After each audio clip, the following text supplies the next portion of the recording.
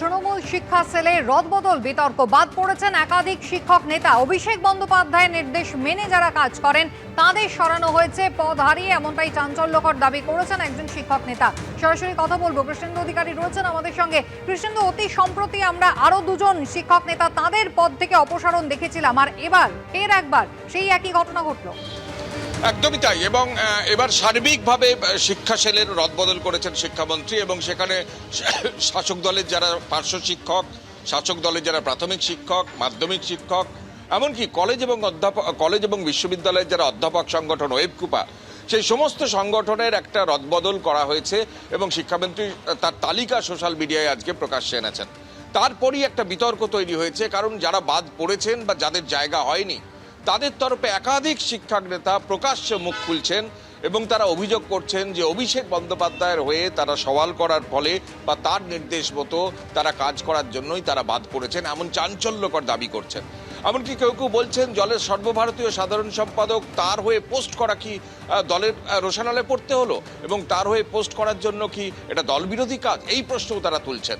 যারা এতদিন শাসক দলের শিক্ষক সংগঠনে ছিলেন বা এখনো পর্যন্ত আছেন বা যারা এখনো জায়গা পাননি, তাদের তরফ থেকে একাধিক শিক্ষক নেতার এই প্রশ্ন কিন্তু নতুন করে একটা জল্পনা তৈরি করেছে। তুমি জানো, তুমি যে দুজনের কথা বলছিলেন, মণিশঙ্কর মণ্ডল, এবং সেই মণিশঙ্কর মণ্ডল ওয়েবকুপার সহসভাপতি ছিলেন, তাকে দল সাসপেন্ড করেছিল এবং তিনি প্রকাশ্যে অভিযোগ করেছিলেন যে অভিষেক বন্দ্যোপাধ্যায়ের হয়ে পোস্ট করার জন্য, এমনকি পোস্টার দেওয়ার জন্য তার এই পরিণাম হয়েছে।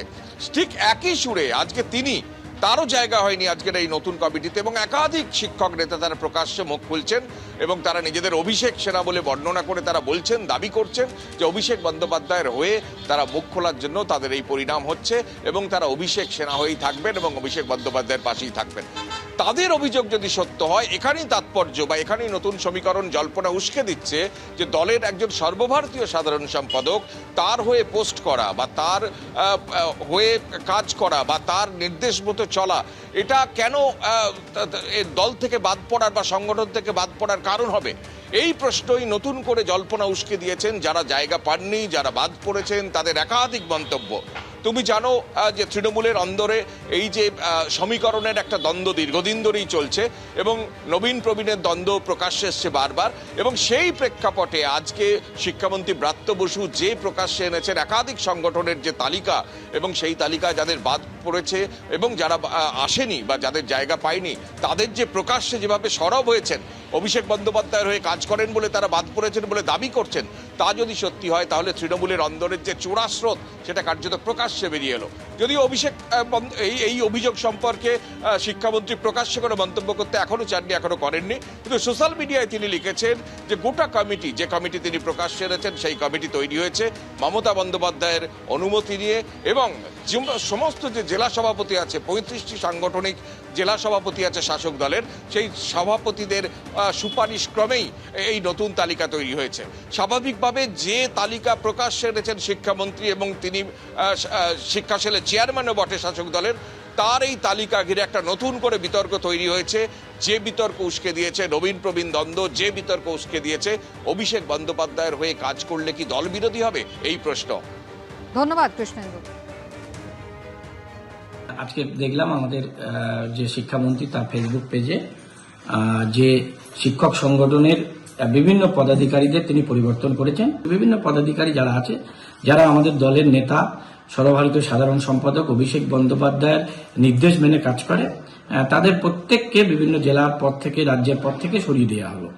তো এর আগেও আপনারা জানেন যে আমাদের দলের নেত্রী মমতা বন্দ্যোপাধ্যায় তিনি আমাদের শিরোধার্য, কিন্তু আমাদের নেতা অভিষেক বন্দ্যোপাধ্যায় তার কাজকর্ম গোটা রাজ্য জুড়ে তিনি যেভাবে সংগঠিত করছেন, যেভাবে তার এলাকায় উন্নয়ন করেছে, যুব সমাজ তথা সাধারণ মানুষ খুব উৎসাহিত হয়েছে এবং দল মজবুত হচ্ছে।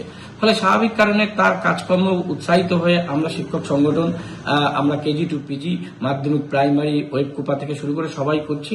কিন্তু আশ্চর্যজনকভাবে মন্ত্রী অভিষেক বন্দ্যোপাধ্যায়ের হয়ে আমরা পোস্ট করি, তার হয়ে সমর্থন করি, এটা মানে না। আমাদেরকে একাধিকবার হুমকি দেয় যে কেন এগুলো করে, আমাদেরকে সরিয়ে দেওয়া হবে। সকলকেই একই কথা বলে যে যারা অভিষেক বন্দ্যোপাধ্যায়ের হয়ে পোস্ট করবে তারা দল বিরোধী কাজ করছে এবং তাদেরকে সরিয়ে দাও, তাদের কোনো কাজ করতে হবে না, এরকম বিশৃঙ্খলা তৈরি করে আসছিলেন।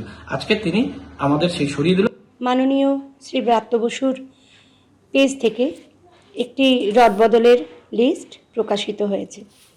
সেই লিস্টে উনি বলেছেন যে সমস্ত জেলা সভাপতিদের সুপারিশক্রমে এই লিস্টটি প্রকাশিত হয়েছে, কিন্তু আমার জেলা সভাপতি শ্রী সৌমেন বেলথরিয়া আমার নামটি সুপারিশ করেছিলেন প্রাইমারি জেলা সভাপতি হিসেবে, কিন্তু আমার নামটি সেখানে রাখা হয়নি। এক্ষেত্রে আমার রাজ্য সভাপতি মহিদুল ইসলামের নামটিও বাদ পড়েছে।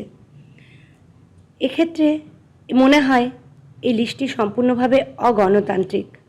আমরা অভিষেক ব্যানার্জির নির্দেশ মেনে চলি, তিনি এত জনদরদি কাজ করে চলেছেন, সেই জন্য ওনাকে সাধুবাদ জানাই। অভিষেক ব্যানার্জিকে আমরা সাপোর্ট করি বলেই কি এই রোষানলে আমাদের পড়তে হলো? তাহলে কি যারা অভিষেক ব্যানার্জিকে সাপোর্ট করবে তারা কি দলবিরোধী কাজ করছে, আমরা কি দলবিরোধী কাজ করছি? এটা প্রশ্ন রইল। আজকের কিছুক্ষণ আগে দেখলাম আমাদের মাননীয় মন্ত্রী তিনি আমাদের এই ডায়মন্ড হারবারের এমপি তথা সর্বভারতীয় তৃণমূল কংগ্রেসের সাধারণ সম্পাদক অভিষেক বন্দ্যোপাধ্যায়ের যে বিভিন্ন আমরা প্রচার এবং তার যে জনমুখী কাজ, সেই কাজে আমরা সবসময় সঙ্গী থাকি এবং তার এই প্রকল্পের বিভিন্ন দিক থেকে আমরা সহযোগিতা করি। সেইভাবে তিনি আমাদেরকে সহ্য করতে পারেন না, যার জন্য আজকে তিনি এই পদ থেকে আমাদেরকে সরিয়ে দিলেন।